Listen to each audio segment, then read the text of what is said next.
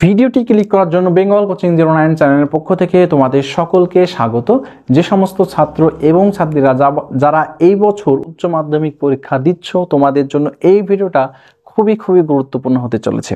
তার কারণ হচ্ছে তোমরা অনেকেই কিন্তু আমাকে রিকোয়েস্ট করেছো যে 2025 সালে আমরা যারা এক্সাম দিচ্ছি তারা যদি ফেল হই তবে কি আমাদের নতুন যে নিয়ম অর্থাৎ সেমিস্টার পদ্ধতিতে কি আবার পরের বছর পরীক্ষা দিতে হবে এবং কটা সাবজেক্টে ফেল করলে কটা সাবজেক্টে পরীক্ষা দিতে হবে যদি একটু বলতেন। তো তোমাদের এই বিষয়টা আজকে আমি ক্লিয়ার করব। তো ভিডিওটি প্রথম থেকে শেষ অবধি দেখো, আর ভালো লাগলে অবশ্যই বেঙ্গল কোচিং 09 চ্যানেলটিকে সাবস্ক্রাইব করে পাশে থাকা বেল নোটিফিকেশনকে অল করে রাখতে কিন্তু একদমই ভুলবেন না। তো প্রিয় ছাত্রছাত্রীরা, তোমরা অনেকেই জিজ্ঞাসা করেছো যে 2025 সালে যারা উচ্চ মাধ্যমিক দিচ্ছে তারা যদি ফেল করে সেমিস্টার পদ্ধতি পরীক্ষা দেবে না বা সিলেবাস তাদের চেঞ্জ হচ্ছে না। দেখো, যারা উচ্চ মাধ্যমিক 2025 দিচ্ছ তোমরা যদি দুটো বা তিনটে সাবজেক্ট বা যে কোনো একটা সাবজেক্টে, এক কথায় উচ্চ মাধ্যমিকে যদি তোমরা কোনো কারণে ফেল হয়ে যাও, আমি চাই না তোমরা কেউ ফেল হও, যদি কোনো কারণে তোমরা ফেল হয়ে যাও সেক্ষেত্রে তোমাদের নিয়ম হচ্ছে যে তোমাদের পুরনো যে সিলেবাস সেই সিলেবাসেই কিন্তু তোমাদের পরীক্ষা হবে। নতুন যে সেমিস্টার পদ্ধতি সেই সেমিস্টার পদ্ধতিতে কিন্তু তোমাদের পরীক্ষা হবে না।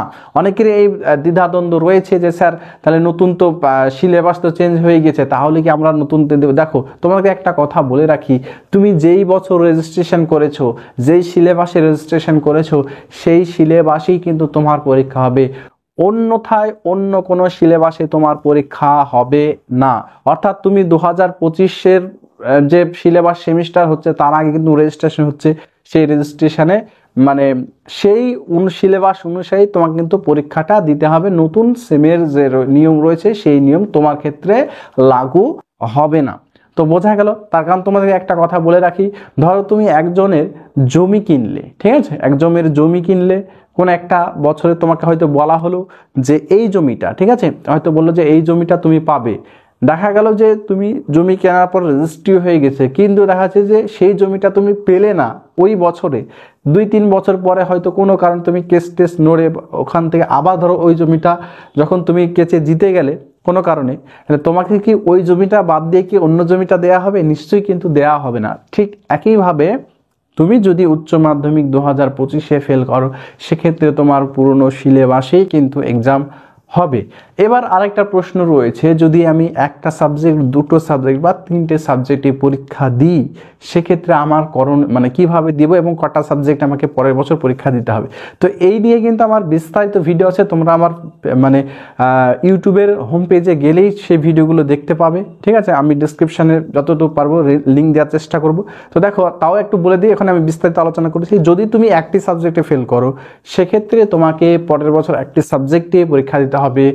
যদি দুটো সাবজেক্টে ফেল করো সেক্ষেত্রে তোমাকে পরের বছর দুটো সাবজেক্টে এক্সাম দিতে হবে। যদি তুমি তিনটে সাবজেক্ট বা তার বেশি, 3 বা 3-এর অধিক সাবজেক্টে যদি তুমি ফেল করো সেক্ষেত্রে তোমাকে পরের বছর কিন্তু 3টি সাবজেক্টে পরীক্ষা দিতে হবে। এবার অনেকেই কিন্তু আমাকে প্রশ্ন করে যে স্যার আমি 3টি সাবজেক্টে ফেল করি বা দুটো যদি ফেল করি সেক্ষেত্রে কি আমি পরের বছর সব সাবজেক্টে কি পরীক্ষা দিতে পারবো? তো এই প্রশ্নের একটা কথা বলে রাখি, যদি তুমি 3টি সাবজেক্টের ওপরে ফেল করো সেক্ষেত্রে তোমাকে সব সাবজেক্টে কিন্তু এক্সাম দিতে হবে পুনরায়। তোমাকে 3টি যদি ফেল করো বা 3টির অধিক, আর যদি তুমি দুটো ফেল করো বা একটা ফেল করো সেক্ষেত্রে তোমার সব সাবজেক্টের পরীক্ষাটা দেওয়াটা খুবই মুশকিল হয়ে যাবে। হবে না তা না, কোনো কিছু অসম্ভব নয়। তার কারণ হচ্ছে কিভাবে দেবে এরও কিন্তু আমি ভিডিও দিয়ে রেখেছি। আনসাকসেসফুল স্টুডেন্টরা পরের বছর সব সাবজেক্টে পরীক্ষা দিতে হলে কিভাবে দেবে। তো তোমাদেরকে স্যালেন্ডার করতে হবে রেজাল্ট উচ্চ মাধ্যমিক শিক্ষা সংসদে এবং সেখানে দরখাস্ত করতে হবে স্কুলের মাধ্যম দিয়ে। সেই দরখাস্ত করে যদি তারা অনুমতি দেয় তবে তুমি সব সাবজেক্টের এক্সাম দিতে পারবে। আশা করি তোমরা প্রশ্নের উত্তর পেয়েছো। এরপরেও যদি তোমাদের কোনো প্রশ্ন থাকে তাহলে অবশ্যই প্রশ্নটা করে আমি কিন্তু তার যথাযথ উত্তর দেওয়ার চেষ্টা করব। তো ভিডিওটি এখানে শেষ করছি। সকলে ভালো থেকো, সুস্থ থেকো। ধন্যবাদ সকলকে পুরো ভিডিওটি দেখার জন্য।